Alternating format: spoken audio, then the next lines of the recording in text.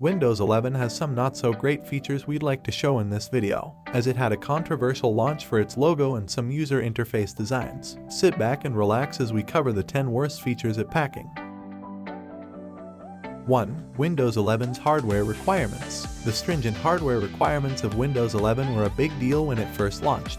Most people who desire to upgrade their current PC to Windows 11 are impacted by this problem. I've argued that Microsoft isn't particularly interested in that possibility. The business wants you to purchase a new computer with Windows 11 instead of upgrading to it.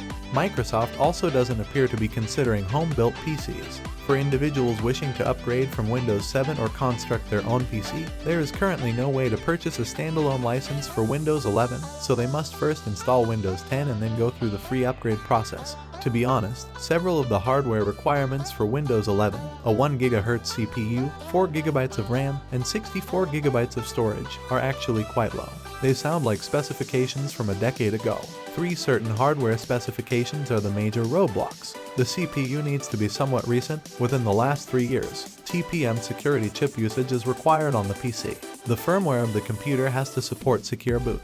The final 2 specifications are now commonplace on PCs. The current CPU requirement, in my opinion, is what prevents the majority of upgraders from succeeding. 2. Changing default apps in Windows 11 is too hard. In Windows 11, you must explicitly designate each file type to the program you want to use for it in order to set a default app. This implies that you must navigate through all the file formats and protocols a web browser deals with, such as BMP, DNG, JPG, PNG, TIFF, NEF, and so on, rather than changing a single setting to make, for instance, Cyberlink Photo Director your preferred photo software for all photographs. There is no justification for the extensive default app settings. Fortunately, it appears like Microsoft is working on upgrades for Windows 11 that would make it easier for you to select your default browser. Hopefully, this would also apply to images and other media kinds. 3. You have to sign into a Microsoft account to use Windows 11. Users who sign into a Microsoft account before running Windows 11 Home Edition gain access to a number of advantages, including single sign-on for Office, backup to OneDrive, setting synchronization across multiple devices, full disk encryption for the system drive, and the capacity to reinstall Windows without a serial number. Find me a single Mac user, and forget about using a Chromebook without logging into a Google account, who doesn't sign into their machine first. However, when required to sign into a Windows account, they lose their minds. In reality, only Windows 11 this prerequisite applies to Home Edition. Since only the technorati care, I anticipate the largest complainers would be using Windows 11 Pro, which doesn't require you to sign in. 4. Windows 11 Start menu is less usable. The Start button and Start menu are important areas of contention with almost every major new release of Windows. The Windows 10 Start menu, in my opinion, gets it right and is a useful addition.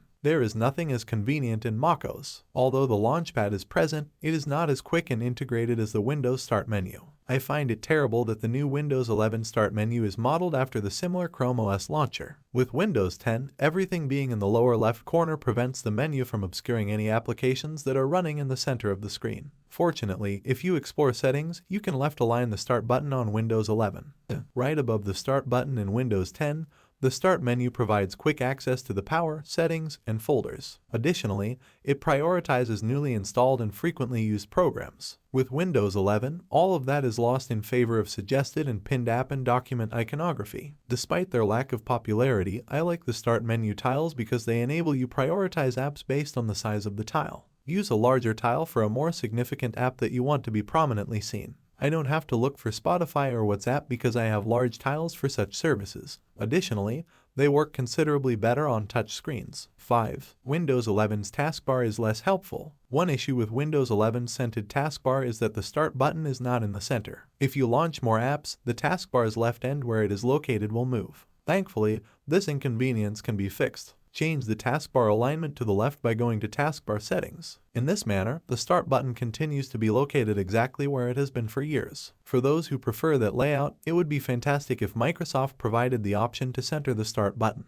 Regardless of your preference, once you've selected a location for the button, it should remain there. Other taskbar news includes less descriptive app buttons. They don't as clearly show you which programs are running and which ones are only pinned, similar to how it operates in macOS. They cannot be made wider, and unlike Windows programs, they cannot display download or processing status. Additionally, there is less drag and drop capability in the Windows 11 taskbar, despite indications that Microsoft is attempting to improve this in upcoming versions. 6. Windows 11 forces you to use the Edge browser. Some users of Windows 11 are dissatisfied that they must now use Microsoft Edge as their web browser. This issue has received far more attention than it deserves, but it is false. On Windows 11, you can use any web browser you like, although some restricted OS capabilities, like the integrated search and weather services, open Edge by default. I'm glad to report that I've successfully installed Chrome and Firefox on the new OS. However, despite a few initial misgivings, I've grown to love Edge's aesthetic and features, which make Chrome and Firefox seem antiquated and constrained. By the way, on Chrome OS, iOS, or iPadOS, try changing the default browser.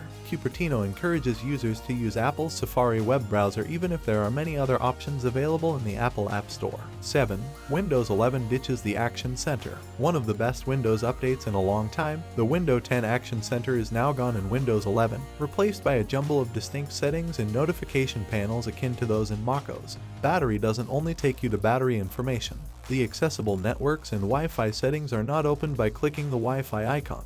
The volume mixer is no longer reachable via the toolbar. In one practical, customizable panel, the Windows 10 Action Center integrates quick settings and notifications. It won't be forgotten.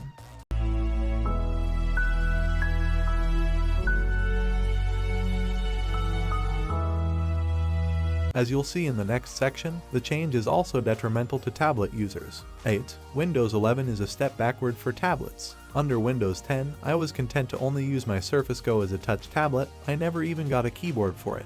Because the Action Center is opened by swiping in from the right and the task view is opened by sliding in from the left, I found it to be more usable this way than an iPad. Sadly, neither of these activities is anymore. Swiping down from the top to close an app, another incredibly useful tablet action, is now gone. The new 3-finger gestures that minimize an app and open the task view are available, although they are less practical when holding the tablet by the sides, which is the natural method to do so. Windows 11 does not always successfully transition to the new either, i.e., when I tap a text box, the on-screen keyboard doesn't show up. 9. You still need third-party antivirus with Windows 11. PC Mag security expert Neil Rubenking says that even while Windows Defender has significantly improved over the past few years and that Windows 11 enhances security, you still need third-party antivirus software. Independent malware testing laboratories' evaluations of the renamed Microsoft Defender antivirus are conflicting, and it performs less well than its rivals in terms of phishing defense. 10. Windows 11 is not innovative. The issue I have with the new operating system here is more philosophical in nature. Windows 8 offered big changes to Windows while being derided and severely harming the OS's reputation. With the exception of a few features like snap layouts, Windows 11 is a carbon copy of Chrome OS and macOS. That isn't a compelling argument for an OS upgrade. Instead of skinning your primary product to appear like Chrome OS, if you want to produce a Chrome OS clone to target the education market, create a separate OS. But is the operating system still worth the money? To find out, match my video reviewing the OS system.